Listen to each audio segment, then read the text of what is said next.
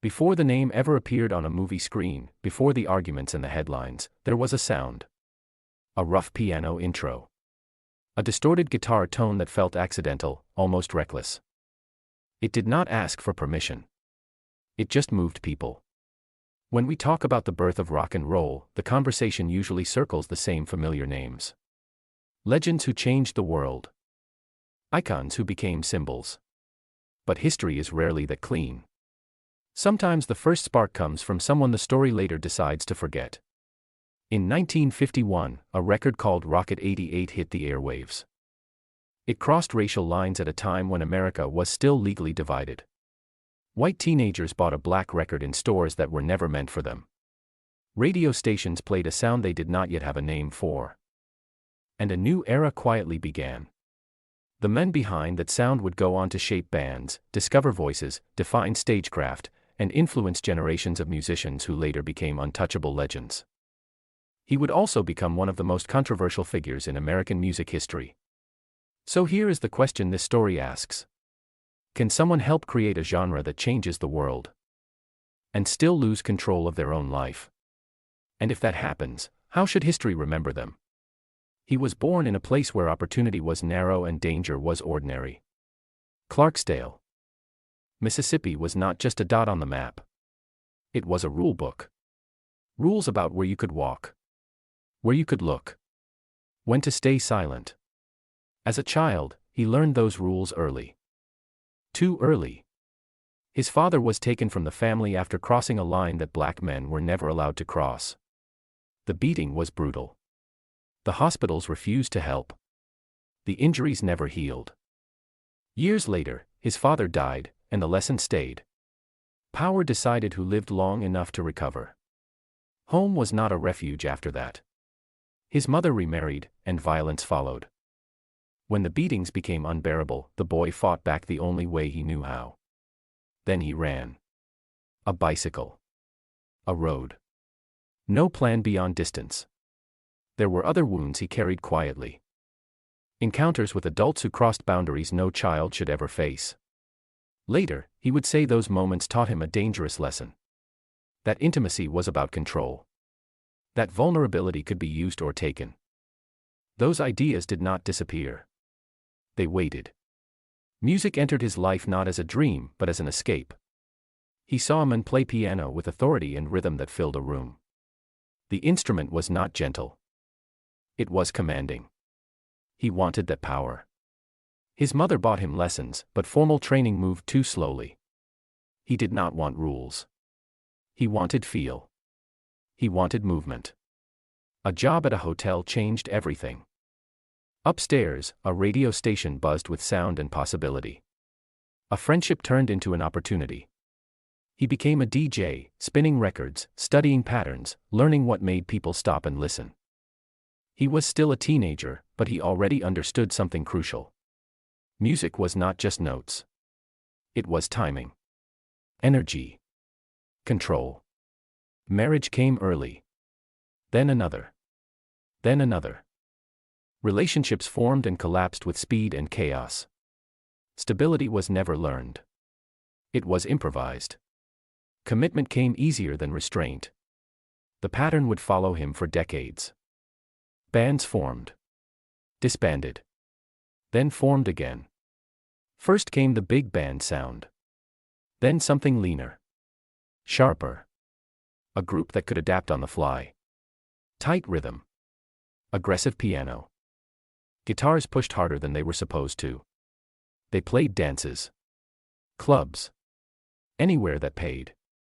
And everywhere they went, people noticed.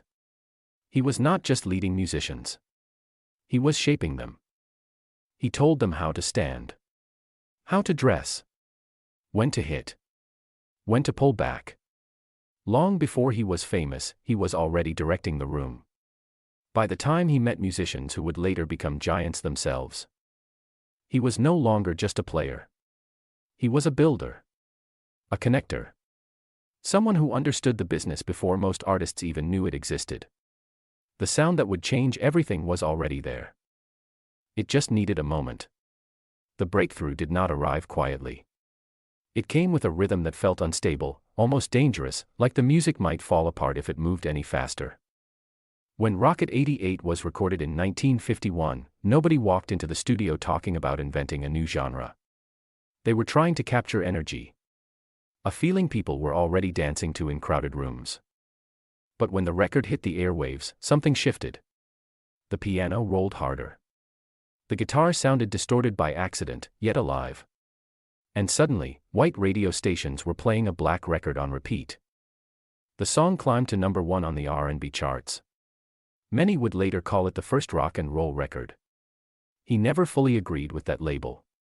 To him, it was rhythm and blues. But he understood what it triggered. It cracked the door open. It showed record executives that black sound could sell across racial lines if it was repackaged and renamed. That lesson stayed with him. After being paid almost nothing and watching the credits slip away, he made a decision. No more mistakes. No more giving away his name. From that point forward, control mattered as much as creativity. By the mid-1950s, his band had become one of the tightest live acts on the road. The shows were intense, precise, loud. He demanded discipline and rewarded loyalty. Other musicians noticed. Some of them would go on to become legends themselves. One young guitarist passed through his orbit briefly before being sent away for not listening. That guitarist would later be known to the world as Jimi Hendrix. Then came a voice that changed everything. She walked on stage without warning, took the microphone, and sang with a force that stopped the room. He heard power. Raw and untrained, but undeniable. He put her in the band, shaped her image, gave her a new name. And together, they crossed a line few black acts had crossed before. A fool in love exploded. Teenagers, especially white teenagers, embraced it. The record climbed the charts. Television appearances followed. National tours. Money finally came in real numbers. This time, contracts were signed carefully. Names were trademarked. The business was locked down.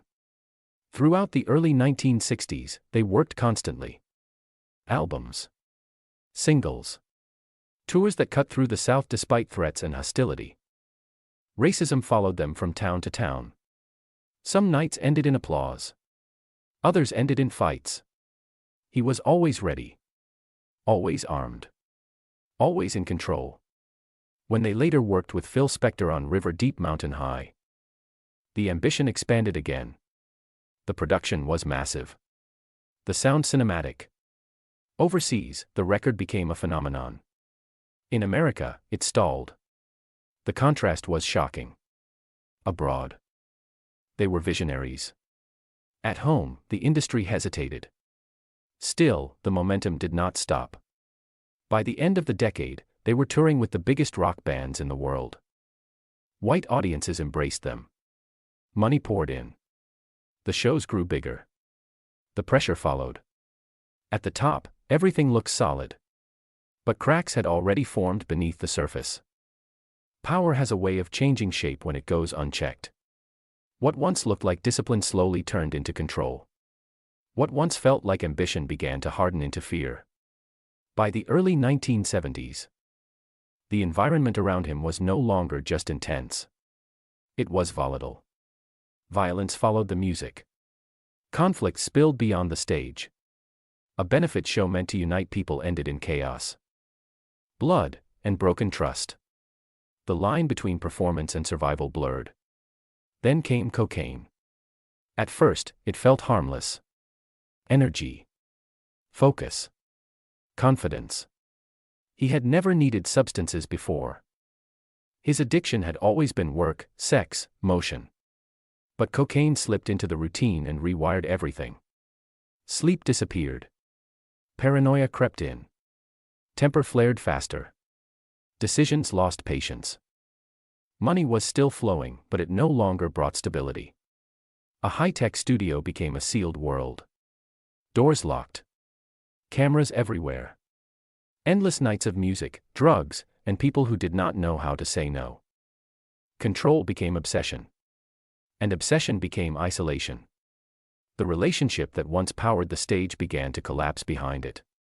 Arguments escalated. Trust vanished. What had already been unstable turned destructive. She tried to escape more than once. He dismissed it. Minimized it. Rationalized it. Eventually, she left. Not with a plan. Not with money. Just distance. When she walked away, the machine stopped. Shows were cancelled. Contracts fell apart. The name that once filled rooms no longer carried the same weight without her beside it. Depression followed. So did anger. Then came legal trouble. Raids. Arrests. Charges that stacked up over years. Each one chipped away at what remained of his reputation. The industry moved on. Friends disappeared. The spotlight found someone else. Prison forced silence. For the first time in decades, there was no audience. No control. No escape through noise. When he came out, he was older. Slower. Clean, at least for a while. The world had changed, and Southwest had his place in it. Honor arrived late. Inductions. Recognition. Acknowledgement that the music mattered, even if the men behind it frightened people. But the timing felt cruel. Credit without comfort. Respect without redemption. Then the movie came out. It did not ask questions. It delivered a verdict. To the public, the story was simple. A villain. A survivor. A clean narrative people could digest. Nuance disappeared. Complexity was trimmed away. He became a symbol rather than a human being. He fought back with words. With a book. With interviews. He admitted some things. Denied others. Explained without excusing himself. It was not enough to change the image that had already settled. Relapse followed. Illness followed. Lungs weakened. Heart strained. The body carried the cost of every night he refused to stop. In the end, the sound that once shook the country could not quiet the damage inside him. And history was left with a question it still does not know how to answer. Outside the United States, the conversation sounded different. The music was judged before the men. In Europe, crowds did not arrive carrying the weight of courtroom stories or tabloid headlines. They heard the sound first. The energy. The precision. The influence. Records that stalled at home filled arenas overseas. Performances were met with respect rather than suspicion. To international audiences, the work stood on its own. America could never separate the two. At home, the story became symbolic. A reflection of larger tensions. Race. Power. Gender. Violence. Accountability. The country did not just watch a musician fall. It watched a narrative form that felt familiar and necessary. Someone had to carry the blame. Someone had to become the warning. Media simplified what history complicated. One figure became the embodiment of excess and cruelty. Another became the image of survival and triumph. That contrast was easier to understand than a truth that held both creation and destruction in the same hands. Yet within the music industry, opinions were rarely unanimous. Many musicians spoke quietly about his brilliance. His ear. His discipline. His ability to build bands that sounded alive every night. Some credited him with teaching them how to perform, how to lead, how to command a stage. Others kept their distance. Unwilling to defend the men but unwilling to deny the influence. American culture often struggles with figures who do not fit redemption arcs. If someone cannot be fully forgiven, they are often erased. But erasure does not work in music. The sound remains. It shows up in chord progressions, stage movement, production choices, and performance energy decades later. Globally, his work is studied. Sampled. Referenced. In America, his name is still spoken carefully. Awards arrived late, sometimes awkwardly. Recognition came without celebration. Applause without warmth. The institutions acknowledged what audiences could not fully accept. That rock and roll did not arrive clean. That its foundations were laid by flawed people in a fractured country. The question is not whether his actions caused harm. They did. The question is whether history can tell the full story without choosing comfort over truth. Whether it can recognize the sound that changed the world while refusing to excuse the damage left behind. That tension is the legacy America still wrestles with. Some lives do not resolve cleanly. They end the way they were lived. Complicated. Heavy. Unfinished. By the time his health failed, the rooms were quieter. The crowds were gone. The body that once lived on adrenaline and noise could no longer keep up. He knew it. People around him knew it. He spoke openly about death. About feeling the end approaching. When it came, it was not dramatic. It was small. Private. Surrounded by the evidence of a battle he never truly won. The official report spoke in clinical terms. Toxicity. Heart disease. Lung failure. Words that reduce decades of chaos into a final line of cause and effect. But those words do not explain the story. They only close it. What remains is harder to sort through. The music is still there. That opening piano line. That aggressive rhythm. That raw insistence that something new was being born whether the world was ready or not. Rock and roll did not appear out of nowhere. It was built by people who pushed too far because pushing was the only language they had. He was one of them. He shaped the sound. He shaped the stage. He shaped careers that outlived his own reputation. He also caused real harm. Pain that cannot be rewritten. Damage that no award or induction can erase. Both truths exist. Neither cancels the other. America prefers heroes who rise and villains who fall. This story refuses that comfort. It asks whether we can hold two realities at once. That someone can change culture and still fail the people closest to them. That influence does not equal virtue. That innovation does not excuse destruction. In the years after his death, the world continued dancing to a genre he helped ignite. Young artists borrowed the sound without knowing the full cost behind it. That is how legacy works. It moves forward even when the past remains unresolved. Perhaps the real lesson is not about redemption or condemnation. It is about honesty. Rock and roll was never clean. Neither was the men who helped give it a voice. If this story made you rethink how history is written, share your thoughts below. Was Rocket 88 the true beginning, or just the moment America chose to listen? And how should we remember the people who change everything but cannot save themselves?